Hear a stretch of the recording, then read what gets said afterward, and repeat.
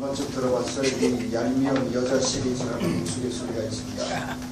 10대의 이 얄미운 여자는 얼굴도 예쁘고 공부도 잘하는 여자입니다. 얼굴도 예쁜 데서 공부까지 잘하니까 지금 얄밉다는 거죠. 20대의 얄미운 여자는 똑같이 성형수술을 했는데 감쪽같이 표시가 안 나는 여자. 자, 30대의 얄미운 여자는 실컷 놀고도 시집만 잘 가는 여자랍니다. 공부도 안 하고 실컷 놀았는데 또 시집 잘 가서 좋은 남편 만나서 호감이 좋고 간다. 자, 40대의 얄미운 여자는 신경을 안 써도 자녀들이 알아서 공부 잘하고 또 대학에 잘 가는 여자입니다. 50대의 얄미운 여자는 아무리 먹어도 배가 안 나오는 여자입니다. 아무리 잡숴도 그 여자는 배가 안 나온다. 60대의 얄미운 여자는 남편이 돈 많이 벌어놓고 일찍 죽은 여자입니다. 돈 많이 벌어놓은 남자들은 참 슬픕니다. 자, 여러분 많은 사람들이 살아가면서 끊임없이 던지는 질문 가운데 하나는 인생이 너무나도 불공평한 것이 아니냐 하는 겁니다. 어떤 사람은 아예 태어나면서도 모든 것을 다 가지고 태어납니다. 반면에 어떤 사람들은 아무것도 받은 것이 없는 빈털터리로 인생을 시작합니다. 부잣집에서 태어나는 아이도 있고 가난한 노동자의 집안에서 태어나서 출발하는 아이도 있습니다. 게다가 사노라면 수많은 수수께끼 같은 인생의 문제들을 만나게 됩니다.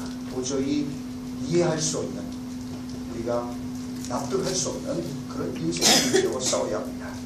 티 없이 맑고 깨끗한 어린이가 불치병에 걸려서 신음을 합니다.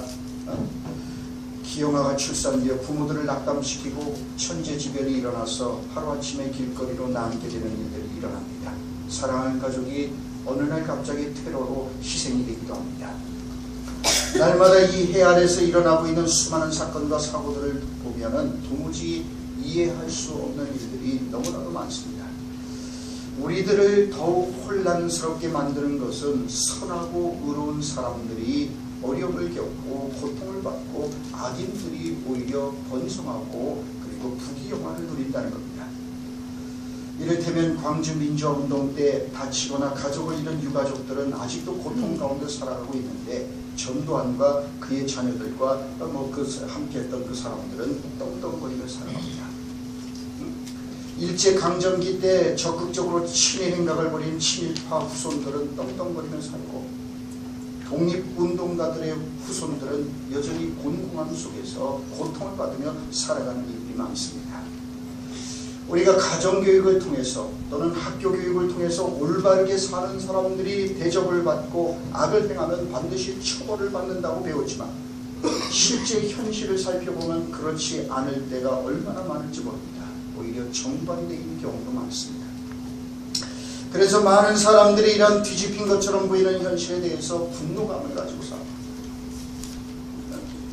아마도 전도서의 기자 역시 이 문제로 오랫동안 고민하고 연구했던 사람으로 보입니다. 그래서 그는 나름대로 거꾸로 가는 것처럼 보이는 이 세상과 인생사를 이해해보려고 무던히 노력했습니다. 오늘 본문 말씀을 통해서 그는 자신이 어떻게든 이 뒤집힌 것처럼 보이는, 거꾸로 가는 것처럼 보이는 이 세상을 이해하려고 발버둥치면서 했던 이 최종 보고서를 우리에게 제출하고 있습니다. 9절과 10절 말씀을 보십시오. 내가 이 모든 것을 보고 해 아래서 행하는 모든 일을 마음에 두고 살핀즉 사람이 사람을 주장하여 해롭게 하는 때가 있도다. 그런 후에 내가 본즉 악인들은 장사 지난 데도 거룩한 곳을 떠나 그들이 그렇게 행한 성읍 안에서 잊어버린 바 되었으니 이것도 헛되더라. 전도서의 기자는 대충 생각나는 대로 말하는 사람이 아닙니다. 9절 말씀에서 그가 말씀하고 있듯이 내가 이 모든 것들을 보고 해 아래서 행하는 모든 일을 마음에 두고 살핀즉, 그는 결코 영세주의자도 아닙니다. 그 누구보다도 치열하게 세상을 이해하기 위해서 최선의 노력을 다하는 사람입니다. 그래서 그는 복잡다단하게 이를 데 없는, 그리고 뒤집힌 것처럼 보이는 현실을 깨뜨려 보기 위해서 노력한 끝에 하나님께서 그에게 깨닫게 해주신 바를 지금 고백하고 있는 겁니다. 사람이 사람을 주장하여 해롭게 하는 때가 있도다. 라고 그는 말하지요. 이를테면 군인들이 쿠데타를 통해서 정권을 잡습니다. 정통성 없는 정권을 수호하기 위해서 심지어 군대를 동원해서 양민들을 학살하는 만행을 저지르기도 합니다. 그리고 대통령이 되어서 한 시대를 호령하면서 잘 먹고 잘 살고 정치자금 명목으로 수천억 원을 착복합니다. 퇴임 후에도 아무 일도 없었다는 듯이 떵떵거리며 잘 먹고 잘 삽니다. 그리고 죽은 뒤에 또 아기는 성대한 장례식을 거쳐서 국립묘지에 그렇게 들어갑니다. 우리 한국식 버전으로 표현한 거죠. 자, 어떻게 보면 악인들이 이처럼 형통하고 더 부귀영화를 누리고 더 이게 흠하는 것처럼 보입니다. 하지만 전도서 기자는 그 모든 것이 헛된 일이라고 단정짓습니다. 그래서 시편 37편 1절 2절은 우리에게 이렇게 말씀합니다. 악을 행하는 자들 때문에 불평하지 말며 불의를 행하는 자들을 시기하지 말지어다. 그들은 풀과 같이 속히 배임을 당할 것이며 푸른 채소같이 쇠잔할 것입니다. 살다 보면 우리는 하나님의 정의에 대해서 의심을 품을 때가 있습니다. 많은 이들이 세상사를 돌아보며 탄식합니다. 악한 사람은 평탄한 길을 걷는데 착하게 살아가는 사람들이 고생하는 모습을 볼 때 더욱 그렇습니다. 그런데 시인은 그것 때문에 속상해하지 말라는 거예요. 불의한 자들이 잘 사는 것에 대해서 시샘하지도 말라는 거예요.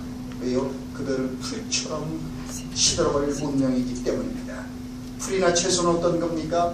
한철에는 그 잎이 무성하도록 자라지만 그 시기가 지나면 시들어 말라버리듯 마찬가지로 악인의 형통함과 번영 또한 이와 같이 풀과 채소처럼 일시적이고 결코 오래가지 못하는 그런 헛된 것이기 때문이라는 거예요.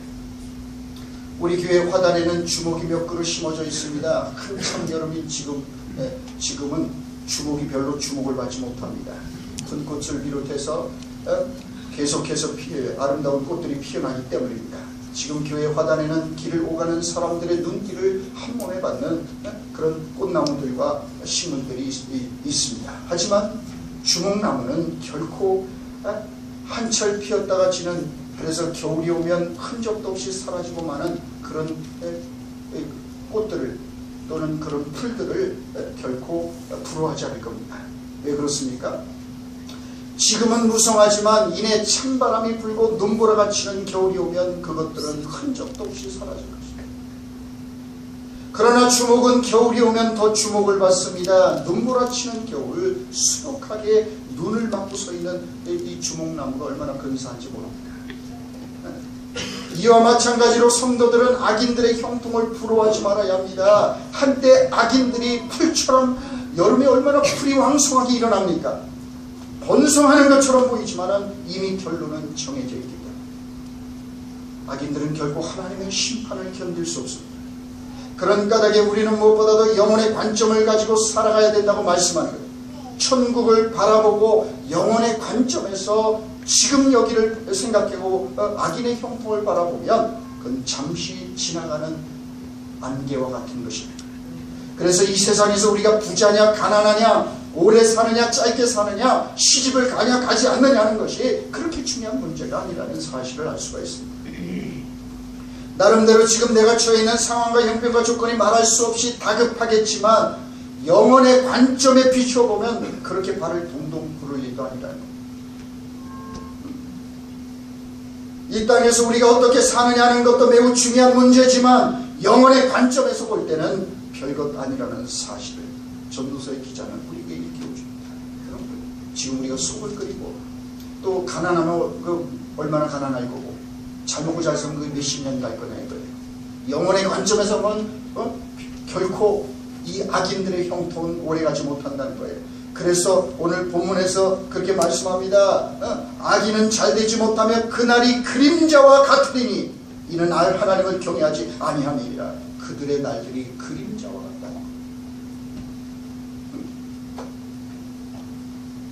자, 그래서 전도서의 기자는 11절부터 13절 계속해서 이 말씀을 통하여 이미 정해져 있는 악인들의 최후와 하나님을 경외하는 의인들의 결론이 무엇인지를 우리에게 말씀합니다.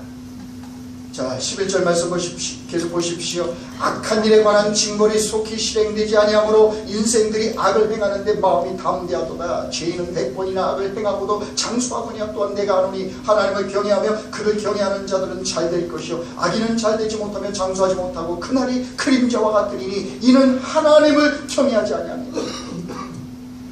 여러분, 악인들이 눈도 깜짝하지 않고 악을 행하고 활보하는 이유를 본문은 무엇 때문이라고 설명합니까? 11절 말씀을 다시 보십시오. 악한 일에 관한 징벌이 뭐라고요? 속히 실행되지 아니하니라. 악한 일에 대한 징벌이 속히 실행되지 아니하므로 인생들이 악을 행하는데 마음이 담대하다는 거예요. 우리가 답답하게 느끼는 대목도 바로 이 지점일 겁니다. 악인들이 악행을 저지를 때마다 가차없이 징벌이 내린다면 이 세상에 악이 사라질 텐데 하나님께서 어째서 침묵하시는지 답답하게 짝이 없을 때가 있습니다.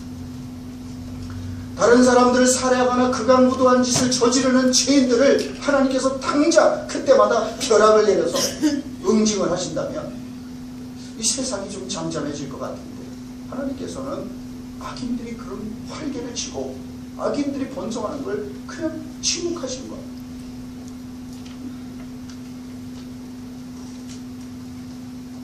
이것이 우리가 이해할 수 없어 하는 대목입니다. 하나님은 사랑 그 자체이시기 때문에 우리에게는 더 불가해한 존재로 느껴질 수가 있습니다. 하나님은 사랑이시기에 심판보다 긍휼과 자비를 앞세우신 분.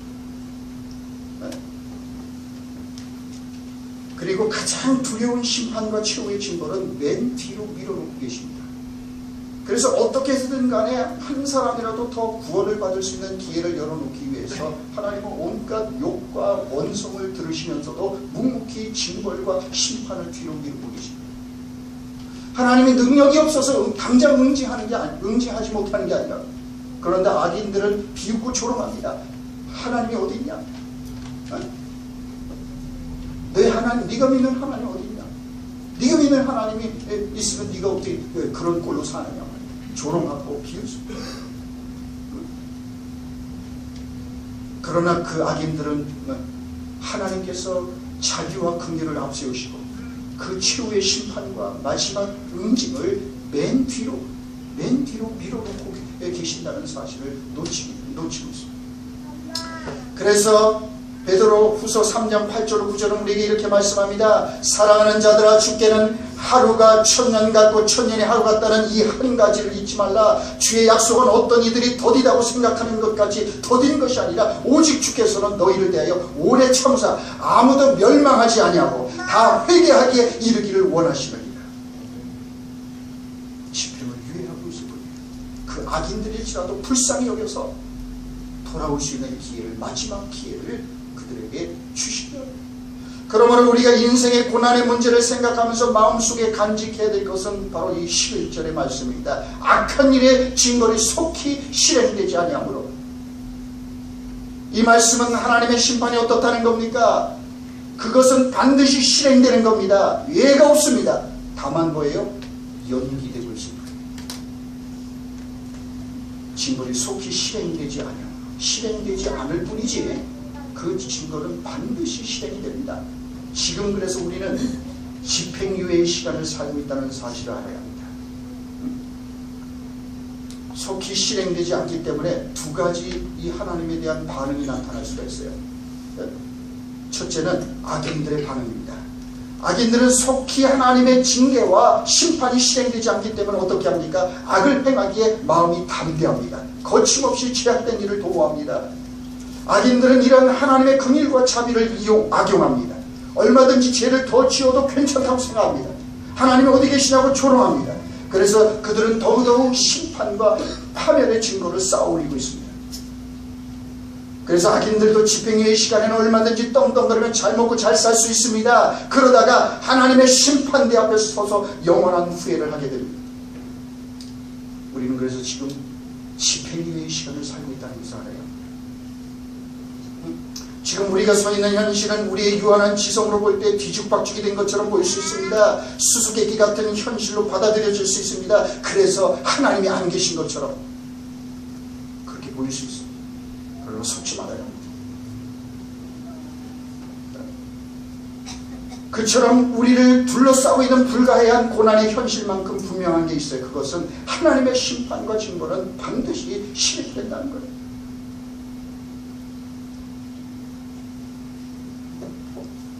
자, 그렇기 때문에 이 악인들은 하나님의 심판이 당장 실행이 안 되니까, 당장 나쁜 짓을 저질러도 당장 징벌이 없으니까 괜찮은 줄 알아요. 문제없는 줄, 그렇게 살아도 되는 줄 알아요. 그래서 하나님의 심판을 견디지 못하고 그 불을 통과하지 못하고. 자, 두 번째, 그러나 이 실행이 되지 않는 것에 대한 두 번째, 의인들의 반응은 어떤 겁니까? 의인들은 하나님의 징벌이 집행유예되고 있는 현실 속에 있다는 것을 압니다. 그렇기 때문에 더욱더욱 조심합니다. 종말론적인 태도를 가지고 살아갑니다. 하나님의 심판이 실행이 다만 연기되고 있다는 사실을 생각합니다. 하지만 저 앞에 하나님의 결론이 기다리고 있다는 사실을 염두에 두고 살아갑니다. 그래서 지금 여기에서 아무리 바르게 살아도 고통을 받고 어려움을 겪을지라도 저 앞에 놓여있는 영광의 미래를 미리 앞당겨 바라보며 신실하게 오늘을 살아가는 거예요. 그래서 우리가 성경에 나오는 수많은 우리의 믿음의 선조들이 순교를 당하면서 고난을 당하면서 히브리서 11장 말씀을 읽어보십시오. 저 앞에 있는 영광스러운 미래, 그 하나님 나라를 앞당겨 보면서, 그래서 지금 여기서는 톱으로 켜서 죽임을 당하고, 정말 칼에 목에 베어 죽임을 당하고, 그렇게 순교하면서도 저 영광의 미래를 미리 앞당겨 보고 살았기 때문에, 저 영혼의 관점에서 오늘을 살았기 때문에 그들은 흔들리지 않고, 그렇게 정말 흐트러지지 않고 그렇게 살았던 거지요. 그렇습니다. 지금 당장 우리가 이렇게 하든 저렇게 하든 간에 당장은 표시가 나지 않을 수 있어요.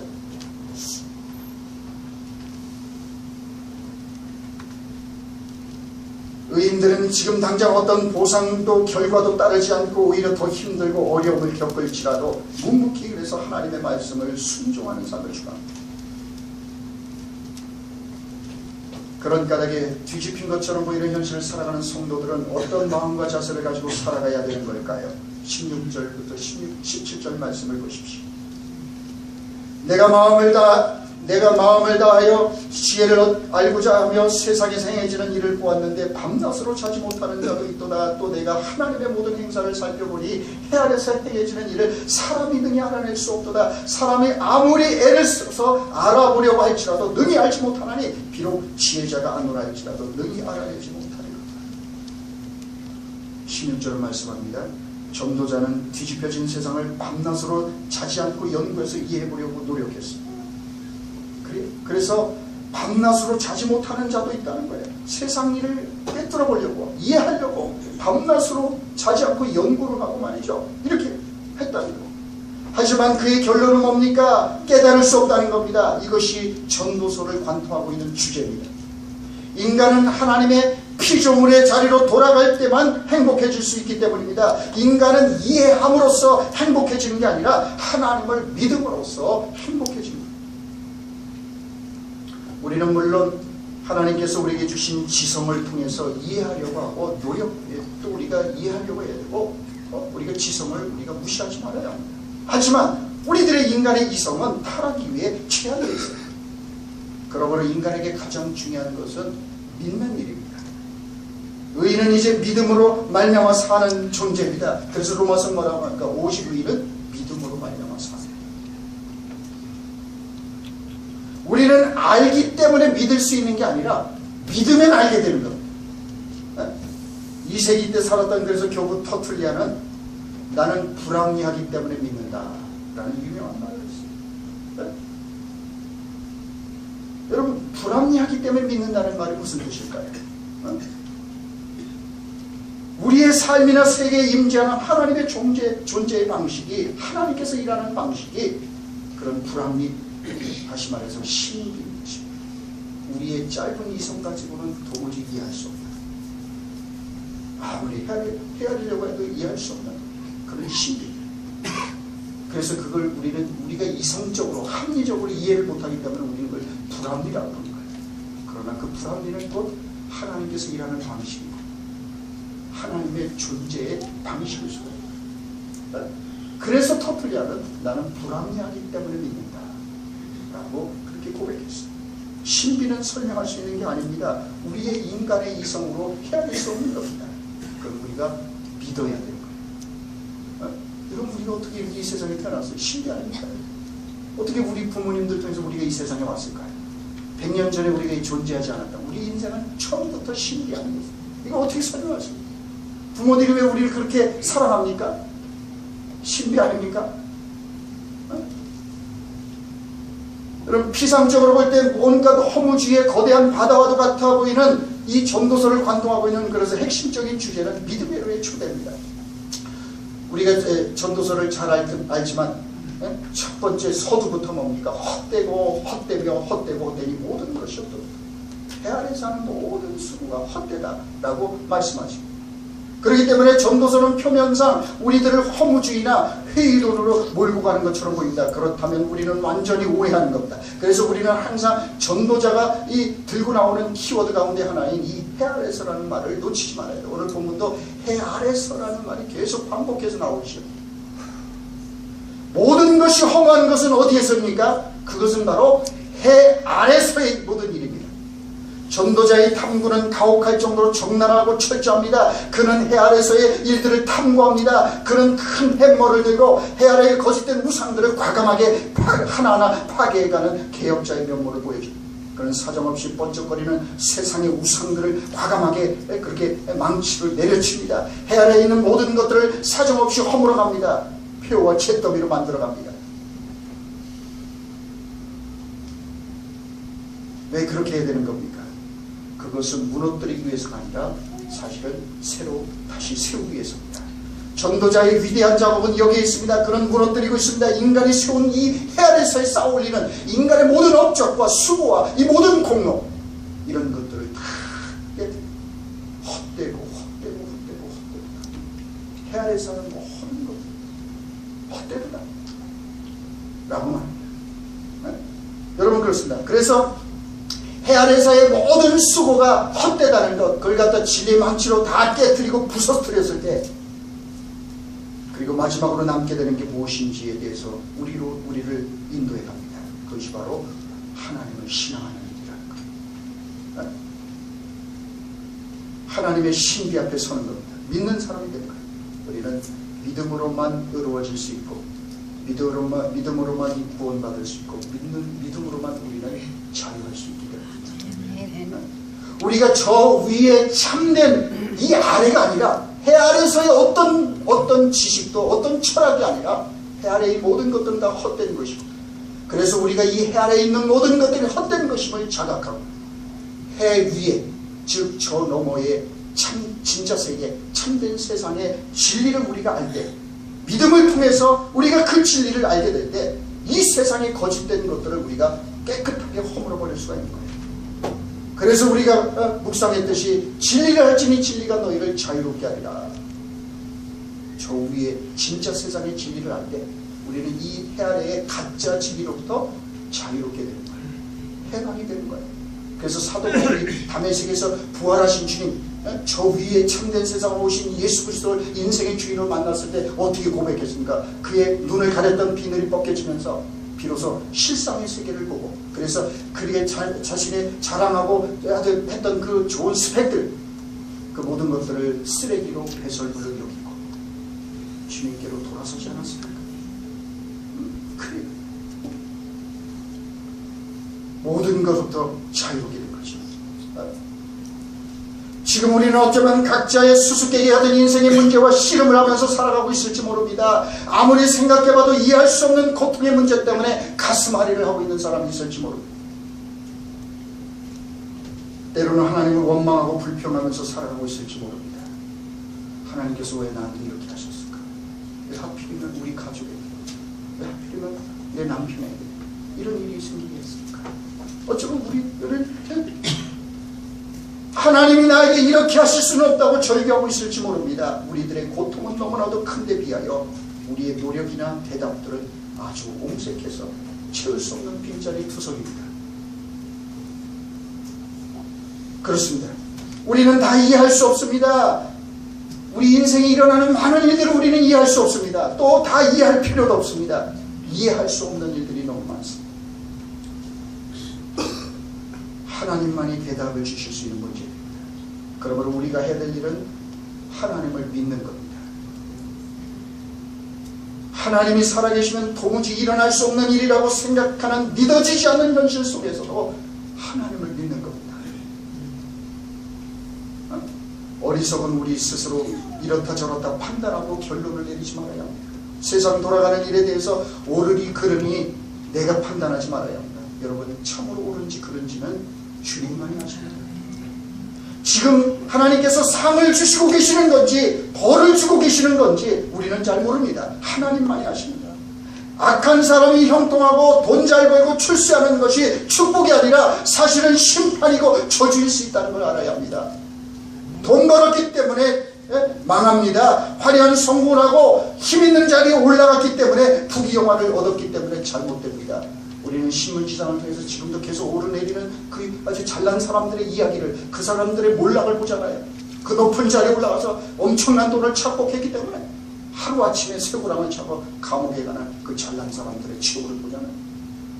그래서 하나님께서 지금 상을 주고 계시는 거지 그에게 벌을 주고 계신 게 우리는 몰라요. 왜 악인들이 형통하냐? 왜 의로운이들이 고통을 당하느냐고. 그래서 우리는 불평가하고 불퉁거리지만 지금 하나님 상을 주고 계시는지, 벌을 주고 계시는지, 심판을 주고 계시는 건지, 하나님께서 축복을 주고 계시는지 우리는 모릅니다.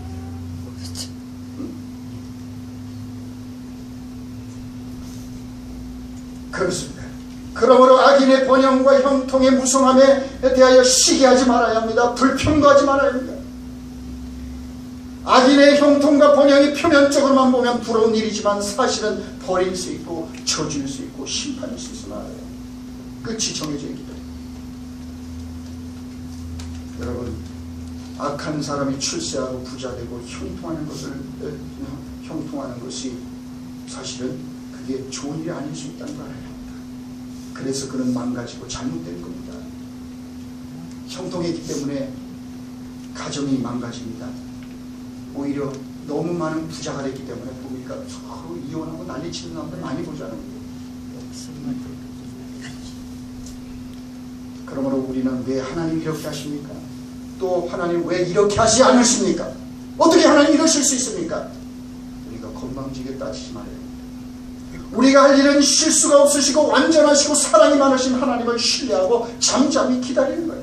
모든 판단도 결론도 완전하시고 실수가 없으시고 사랑이 많으신 하나님께 맡기고 우리는 기다려야 돼요. 우리의 모든 운명도 하나님께 맡겨야 합니다.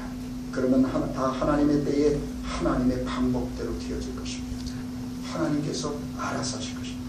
끝까지 가보면 하나님께서 그래서 그러시고 그때 하나님 나를 그렇게 낮추시고 내가 이렇게 어려움을 겪게 하신 것도 하나님이 그래서 그런 거예요 라고 이해되는 날이 올 거예요. 그런 까닭에 중요한 것은 뒤집힌 것처럼 보이는 현실을 살아가는 성도들은 오늘 16절 17절 말씀을 통해서 말씀하듯이 이해하려고 하지 말고 전도서 기자처럼 그거 갖고 이성적으로 합리적으로 따지고 판단하려고 해요.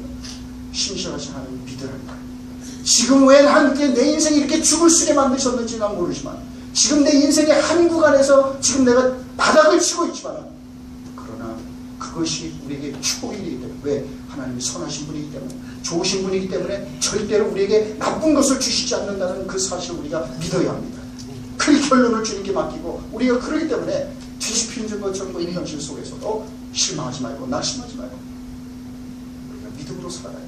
자, 그래서 오늘 결론적으로 15절 말씀을 보십시오. 그래서 우리가 이처럼 수수께끼 같은 인생의 현실 속에서 우리는 성도로서 어떤 삶을 살아가야 되는 겁니까? 15절 말씀을 보십시오.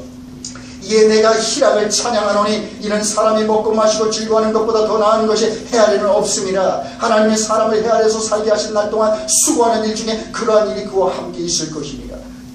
헤아려 세상에서 날마다 벌어지고 있는 수많은 모순 앞에서 실망하고 낙심하기보다는 이 세상에서 벌어지는 모든 일들의 궁극적인 주관자이신 하나님께 대한 전적인 신뢰를 가지고 우리 자신에게 주어진 삶에 최선을 다하고 한 번밖에 없는 너무나도 소중한 인생을 기쁨과 감사 속에서 충만하게 살아가라고 말씀하는 거예요. 세상이 어둡다고, 세상이 뒤집혔다고 우울해하지 말고 하나님께서 주신 인생이라는 이 너무나도 소중한 기회와 선물을 마음껏 누리는 삶을 살아가야 된다고 주님은 전도서의 기자를 통해서 우리에게 말씀하신 거예요. 요즘 거리를 오가는 사람들의 표정을 보면 너무 어둡습니다. 밝은 얼굴을 쳐다보기가 어렵습니다. 우리는 다시금 삶을 긍정하고 감사하며 기뻐하며 살아가는 법을 배워야 합니다. 지금 이 순간 우리에게 주어진 삶을 하나님의 선물로 누리는 삶을 우리가 살아가야 합니다. 우리들의 인생의 나이에 대한 이런 재미있는 말이 있습니다. 10살은 철 모르고 열을 내서 10살이라고 합니다. 그 10년에서 열을 많이 내요.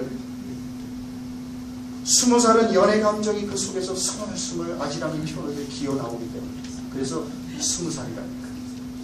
30살은 점차 인생이 서러워지기 때문에 30이고 40살은 자꾸만 마음이 흔들려서 40이고 50살은 상하고 인생이 되어서 50살이고 60살은 애수에 젖어 살게 되어서 60살이고 70살은 잃어버리는 게 너무 많아서 70살이라는 모습에 있습니다. 20살까지만 해도 속에서 안개가 모락모락 피어오르듯이 속에서 솟아나는 게 있는데 30만 되어도 서러워지기 시작하는 인생. 50만 되면 벌써 신내가 풀풀 나는 인생이 된다고 하는데 서글픈 일이 아니죠. 그래서 서러워도 신내가 나도 우리가 잘 살아야 됩니다. 고대 로마의 시인 호라티우스의 라틴어 시 한 구절에 까르페 디엠이라는 말이 나옵니다. 여러분 영어로 번역하면 현재를 잡아라 라는 그런 의미로 그렇게 잘 알려져 있는 말이죠. Seize the day. 지금 여기를 잡아라. 여러분 호스피스 병동에서 생의 마지막을 준비하고 있는 환자들에게 가장 후회하는 것이 무엇이냐고 물었을 때도 비슷한 답변이 돌아옵니다. 미래를 걱정하느라 현재를 낭비했던 것이 가장 후회되고 아쉽다는 겁니다. 그렇습니다. 죽음 앞에서 사람들은 대부분 바로 그 순간을 자신들에게 주어졌던 현재를 누리지 못하는 것. 그것을 후회한다는 거죠. 불행한 사람은 늘 과거에 초점을 맞추고 후회하고 아쉬워하며 살아갑니다. 이미 지나가 버린 과거를 회상하면서 살아가는 사람처럼 비참한 사람은 없습니다. 과거가 행복했다고 말하는 사람은 현재가 불행한 사람입니다. 자꾸 왕년의 얘기, 왕년의 신앙과 그 지금이 시험이 남다는 얘기. 왕년에는 못해. 그런 사람 치고 지금이 괜찮은 사람은 없습니다. 그래서 항상 과거에 매달려 사는 까닭에 현재를 놓쳐버립니다. 또는 언젠가 미래에는 행복해질 거라고 말하며 사는 사람 역시 불행한 사람입니다. 그런 사람은 지금 현재를 하나님의 선물로 누리지 못하고 늘 미래를 동경합니다. 지금은 현찮지만 나중에는 좋아질 거라는 그런 환상 속에서 그게 끌려가다가 끝나기 때문에 많은 사람들이 어리석어서 자신이 가진 것에 만족하고 감사하고 누리며 살아가기보다는 잘못된 점과 마음에 안 드는 것을 해결해야 된다는 생각에 집착을 하면서 살아갑니다. 항상 무엇인가 잘못되고 부족한 것에 초점을 맞추고 살아갑니다. 그래서 좀처럼 현재 주어진 행복과 기쁨을 누리지 못합니다. 그런 까닭에 자기 자신의 못마땅한 부분들 이를테면 부족한 수위, 외모, 얼굴, 집 크기, 가정 배경, 환경, 조건, 학벌 등등 그런 문제에 초점을 맞추고 다른 사람들의 또한 완벽하지 못한 행동 양식이나 삶의 태도 등에 초점을 맞추고 살아가기 때문에 하루도 만족스럽게 느끼는 날이 없는 거예요. 그래서 심리학의 용어 가운데 없어진 타일 증후군이라는 그런 말이 있어요. 없어진 것, 깨진 것, 다른 건 다 멀쩡한데 그 깨진 타일 한 장, 그거에 항상 초점을 맞추고 사는 까닭에 마음이 안 드는 거예요. 네?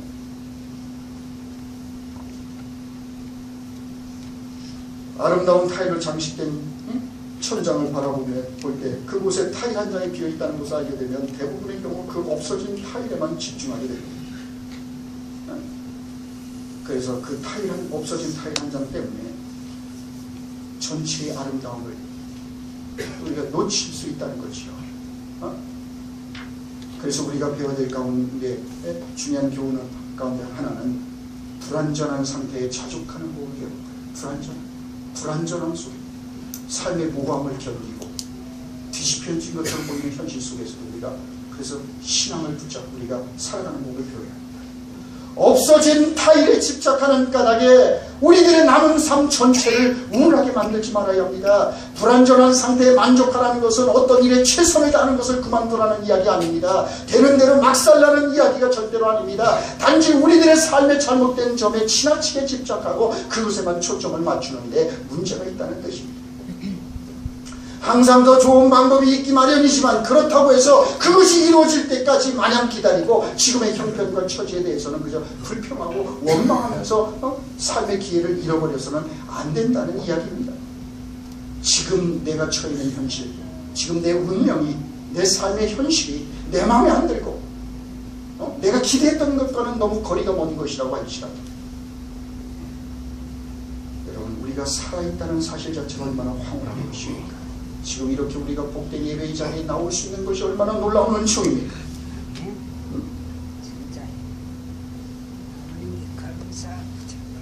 우리는 어떻습니까? 습관적으로 늘 없어진 타일에만 초점을 맞추고 그것 때문에 한숨을 내쉬며 장탄식을 하면서 살아가고 있지는 않습니다. 잘 풀리지 않는 인생 문제 때문에, 해결해야 될 산적한 문제 때문에, 자녀나 남편이나 물질로 인한 어려움 때문에 한숨이 늘어나지 않았습니까? 자꾸만 손에 가득 가지고 있는 타일의 은혜를 망각한 채 없어진 타일 한 조각, 내가 하고 싶지만 이루지 못한 그 한 조각 타일 때문에 전전긍긍하며 스스로를 불행하게 만들고 있지는 않습니까?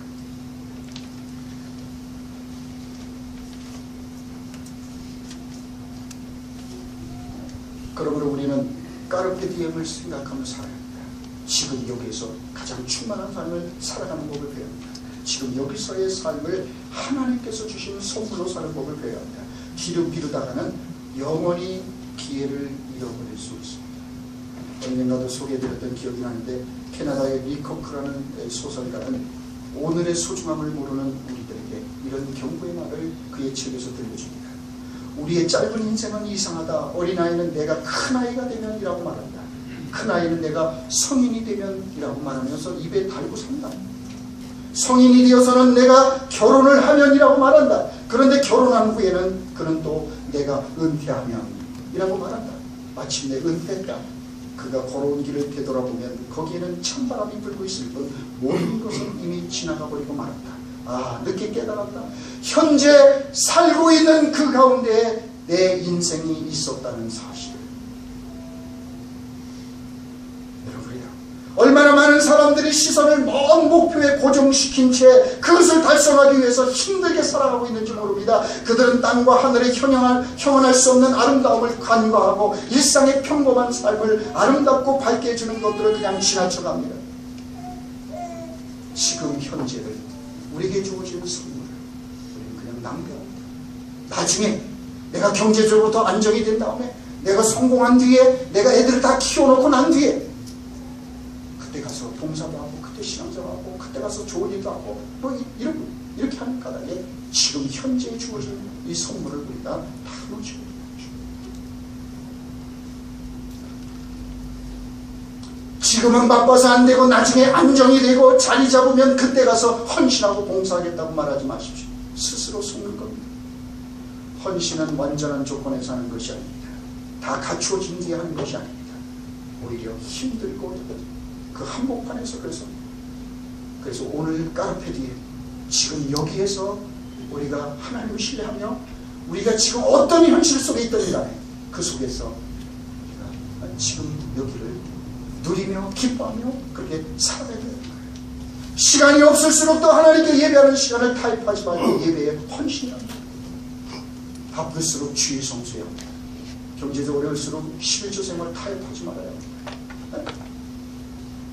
우리는 불완전한 상태 속에서도 그 불완전한 것에만 초점을 맞추는 까닭에 나머지 모든 것들 우울한 색깔을 덮어서 우울하게 살아가서는 안 된다. 그러기에는 우리들의 인생은 너무 짧습니다. 금년에는 유독 뜨거운 여름을 보내고 있습니다. 폭염이 계속되고 있습니다. 다들 너무 무더워서 못 살겠다고 아성칩니다. 그러나 여름이 추우면 여름이겠습니까? 더워야 여름이지. 그렇습니다. 여름은 더워서 좋은 겁니다. 겨울은 추워서 좋은 겁니다. 더워야 곡식이 익습니다. 여름에 추웠다가는 곡식을 우리가 먹을 수 없어요. 다 굶어 죽죠. 여러분 그렇습니다. 겨울은 추워야 됩니다. 여름은 더운 게 당연합니다. 조금 더 더울 뿐이지 금년에는. 그런데 어리석은 사람은 여름이 되면 겨울을 기다립니다. 빨리 이 더운 여름 지나갔으면 좋겠다. 그래서 여름에는 겨울을 기다려요. 시원한 빨리 가을이 왔으면 좋겠다. 겨울. 그래서 또 겨울이 오면 추워 죽겠다. 빨리 여름이 왔으면 좋겠다. 빨리 못 살겠다. 너무 추워서. 그러면 이 사람은 여름도 못 살고 겨울도 못 사는 거예요. 여름에는 겨울을 기다리고 겨울이 오면 더운 게 낫다. 추운 것보다는 아이고 겨울 뜨거운 게 낫다. 이러고 여름이 오면 뜨거운 것보다는 추운 게 낫다. 이러고 있어요. 그러니까 그는 자기에게 주어진 현재를 살고 있다. 여러분 그렇습니다. 하나님은 결코 실수하지 않습니다. 비록 지금은 이해가 되지 않고 설명이 되지 않는 것처럼 보이는 현실 속에 있을지라도 성도는 절대로 망하지 않습니다. 지금 우리에게 주어진 현재를 하나님의 선물로 받아 기쁨과 감사로 살아가야 합니다. 우리는 지금 하나님의 이 모든 것을 생사하고 주관하는 역사의 주관자 되신 하나님의 인도하심 속에 우리가 있기 때문이죠. 뒤집힌 것처럼 보이는 현실 속에 우리가 있는 게 아니라 모순된 현실 속에서 살아가는 게 아니라 사실은 그것보다 더 큰 하나님의 은총의 섭리 가운데 우리가 살아가고 있다는 사실을 놓치지 말아요. 하나님이 하시는 일을 우리가 다 이해할 수 없습니다. 때로 현실은 혼란스럽고 모순처럼 보입니다. 하지만 우리는 그런 모호한 인생의 현실에 사로잡힌 채 불퉁거리고 우울해하며 한 번밖에 없는 너무나도 소중한 인생을 낭비하지 말고 하나님께서 선물로 주신 지금 여기서의 삶을 기뻐하며 감사하며 그렇게 충만히 후회 없이 살아가는 그런 법을 배웁니다. 오늘 전도서를 통해서 주는 말씀입니다. 그래서 15절에서 그렇게 말씀합니다. 내가 희락을 찬양하노니 이는 사람이 먹고 마시고 즐거워하는 것보다 더 나은 것이 별로 없습니다. 하나님이 사람을 내 안에서 살게 하신 날 동안 수많은 일 중에 그러한 일이 그와 함께 있을 것입니다. 비록 세상은 우리 마음에 안 들지라도 하나님께서 우리가 그 속에서 얼마든지 기쁨과 감사를 가지고 살아가도록 하는 우리를 주셨고 그 은혜를 주셨다라고 말씀합니다. 그러면 여러분 팍팍한 세월 만나서 만만치 않죠? 사는 것. 그래도 여러분 깨어진 타일 보고 그것만 보고 내 인생 왜 이런가? 내 인생에 깨어진 타일만 보고 불평하며 내 인생을 낭비하지 말고 깨어지지 않은 수많은 타일을 보며 감사하며 기뻐하며 하루하루 하나님과 멋진 삶을 살아가는 축복이 있기를 주여 축원합니다. 하나님 고맙습니다. 우리 모두